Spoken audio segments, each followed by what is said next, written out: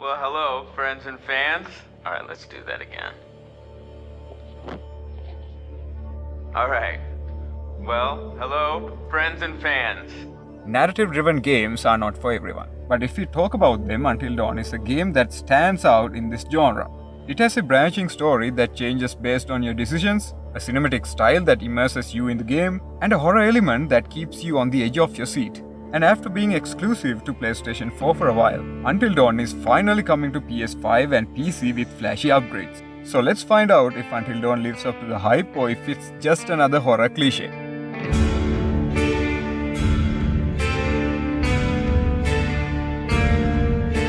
Until Dawn begins with a scene where a bunch of friends are up to some silly prank.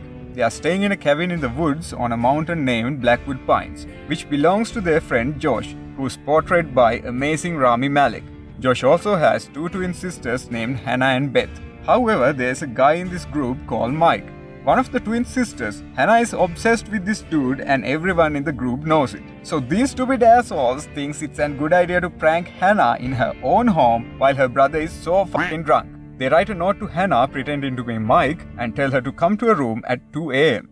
I got your note. Glad you can make it. But when Hannah comes to this room to meet Mike, all the other bitch-ass teens are hiding to watch the drama unfold.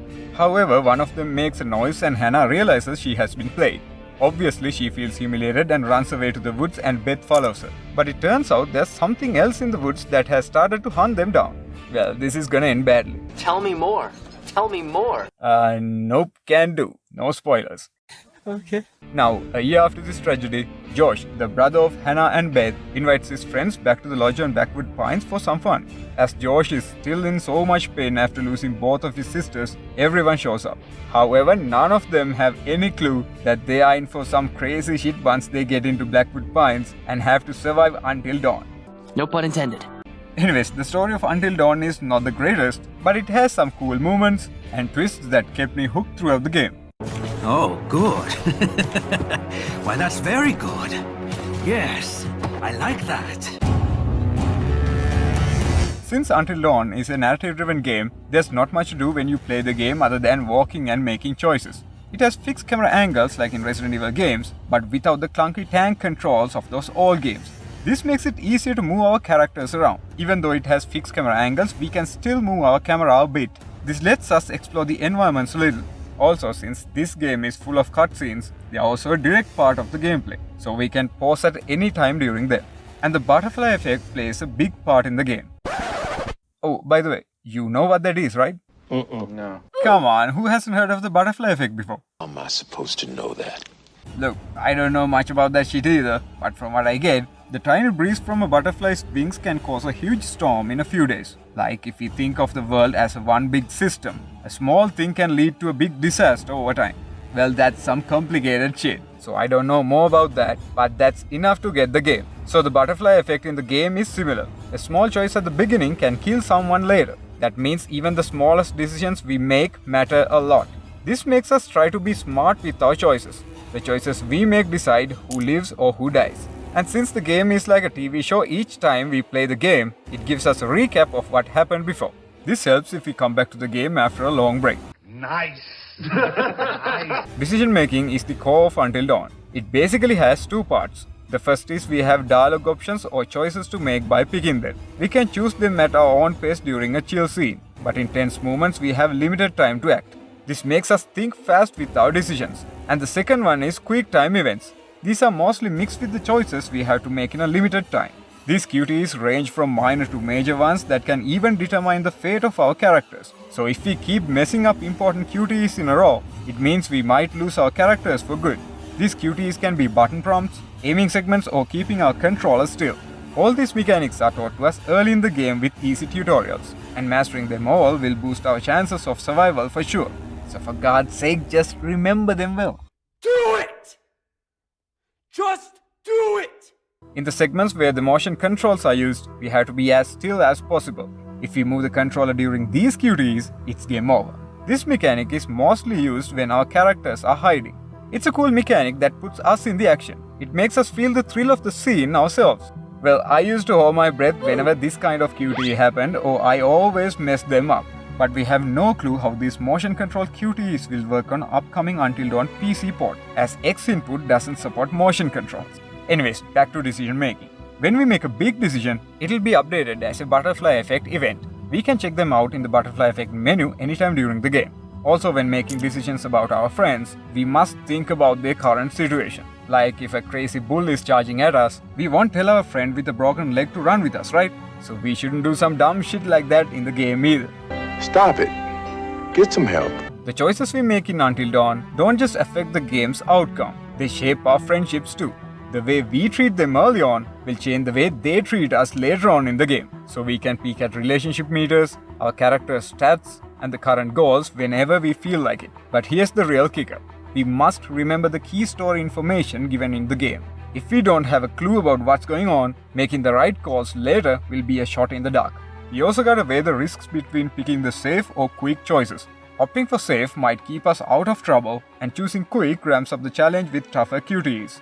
Still, we can't always play it safe, especially when the heat is on.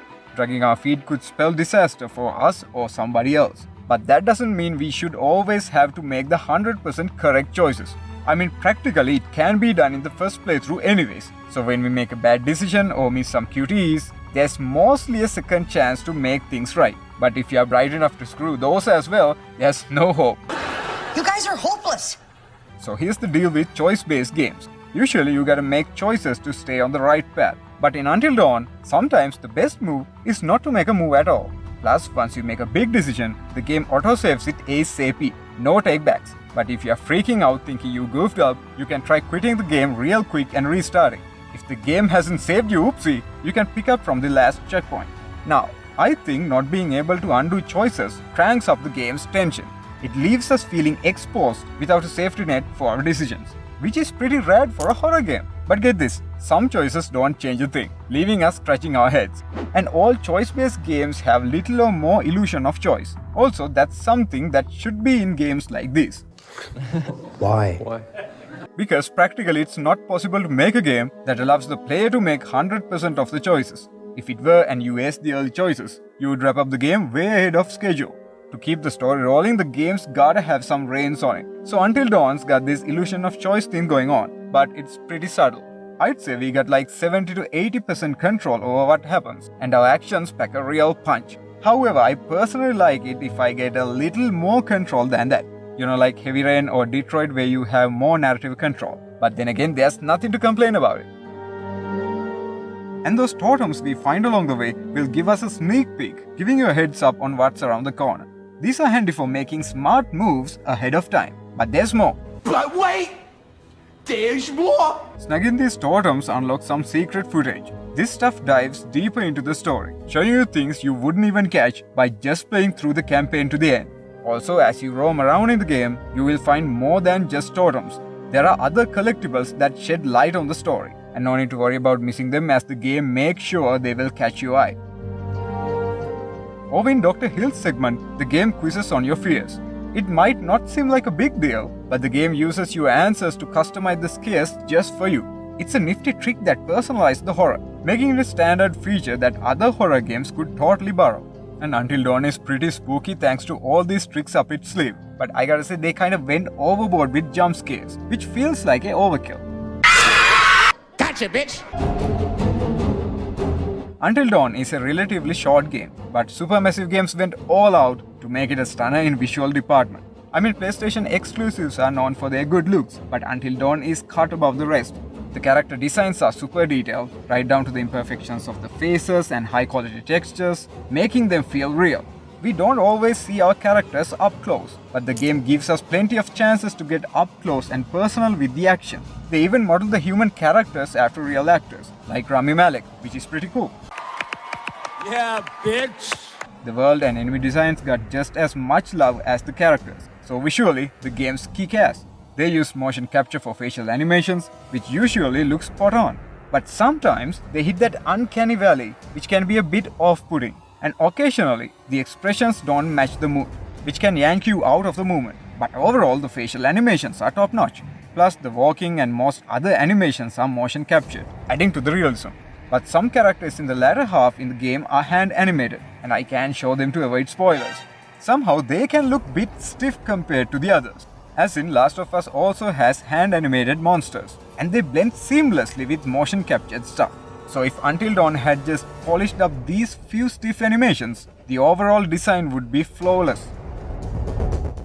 Music is a big deal in horror games. It sets the whole vibe. The music in Until Dawn nails that eerie atmosphere, meshing with the game's dark visuals like a dream. Plus the sound effects are the cherry on top, dialing up the scare factor to a whole new level. Until Dawn is all about choices, and it's not gonna be everyone's jam, especially for those who live for non-stop action. But if you are into flicks like Wrong Turn or The Hills Have Eyes, or just horror as a genre, this game is a must-play. The story's got a pace that will keep you glued to your seat, wondering what's next. Even as someone who digs narrative games, I usually zone out now and then. But Until Dawn kept me wanting more with its gripping story, engaging gameplay, and eerie soundtrack. Hey, that's pretty good. I'm not big on slapping a number on games, so I cooked up my own ranking system. Anyways, as I mentioned earlier, Until Dawn is not for everyone. But in the realm of horror games, it's a solid, tasty game, even a close epic. Seeing this gem get a facelift for PC and PS5 is amazing news for gamers everywhere. But the big question is how they will swap out those motion control cuties for PC. If they nail that, PC gamers are also in for a treat. Okay, you know the drill. If you like the video, smash that like button, hit subscribe, and spread the word. It means so much to me. Alrighty then, let's catch up in the next one.